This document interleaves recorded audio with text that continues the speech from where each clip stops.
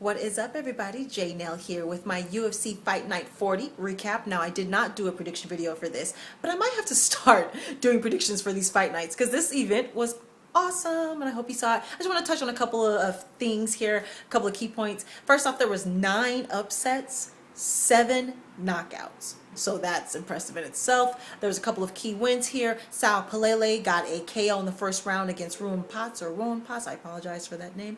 And this is a big win for him. Heavyweight division is probably one of the more shallow divisions, so you don't have to win as many to get a title shot. So who do you think would be a good fight for Sal next to kind of move up that ladder? He trains with Mark Hunt. Don't think that's going to happen. Plus, he's not there yet, I don't think. I'm thinking maybe a Stipe Miocic, maybe Matt Mitrione, something like that. You tell me who you think Sal Palele should fight next. A good fight to get him moving up the ladder. Next up, I want to talk about another upset, which was Darren Cruikshank. Again, I apologize. He KO'd Eric Koch in the first round. They were going back and forth. He caught him with a leg kick to the head, stumbled him, knocked him on his back, got on top, started raining down shots, punches, and elbows. Ref stopped the fight. Good win for him. Now he's a lightweight. That division is stacked. Nowhere deep waters in the lightweight division. So you got to put on like a 6, 7, 8 fight winning streak just to get a title shot there, to be thought about there. So who do you think should be a good fight to get him moving up the ladder? Co-main event I want to talk about. Costa Filipao versus Lawrence Larkin. I was looking forward to this. These men went at it. You knew someone was going to get knocked out. It's just a matter of who and when. It happened in the first round. Costa caught Lawrence with kind of a two-piece, but it was the right hand that really caught him, knocked him out. Face first on the mat. Good win for Costa. He was just coming off of that devastating loss to Luke Rockhold, and he even admitted he was thinking about retiring. So that's done. He's a middleweight. Who do you want to see him fight next? Now, main event, and I gotta talk about this. Some are calling this the fight of the year. I think it's too early for that.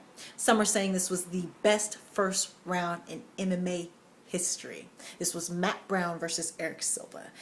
Both fight of the night, obviously, and they totally deserved it. Fight of the year, again, too quick to call. Now, first round, probably the best round I've ever seen. The only one I can compare it to would be Frankie Edgar versus Gray Maynard, but that was one-sided. The one where Frankie Edgar had to do a somersault to survive that round against Gray Maynard, and he almost lost his belt in that first round, came back, I believe, and tied that fight. That's the only one I can compare it to, and that was one-sided.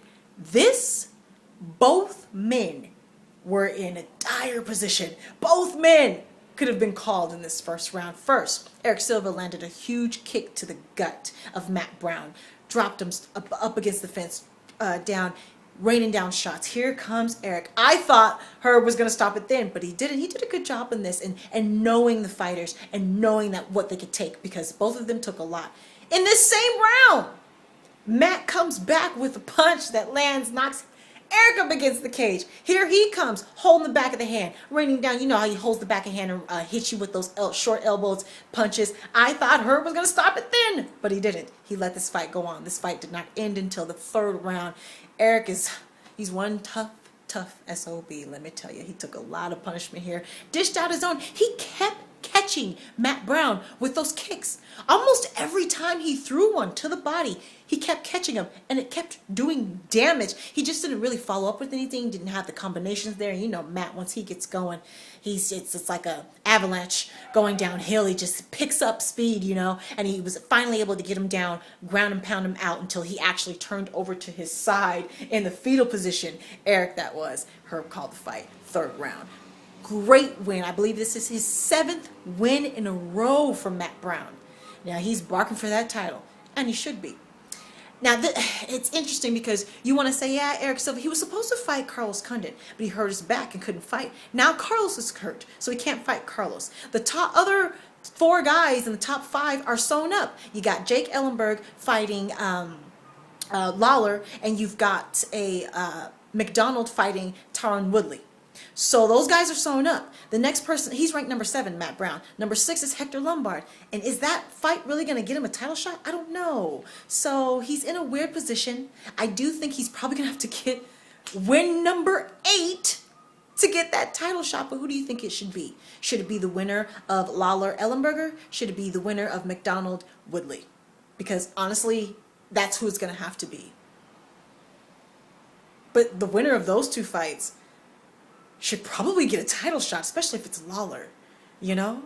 And McDonald, Tyron, same thing. They should probably get a title shot.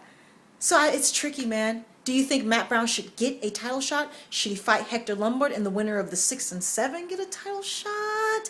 Should the winner of the Lawler, Ellenberger, McDonald, Woodley have to fight another fight or get a title shot? That's difficult. It's tricky. It's too bad that Carlos is hurt, because if he wasn't, it would be right there. Bam, Carlos Brown. So who do you think Matt Brown should have to fight? Or do you think he should get a title shot? Talk to me. Let me know what you thought of this amazing event for free. And let me know what you thought. Talk to me. Take care. And goodbye.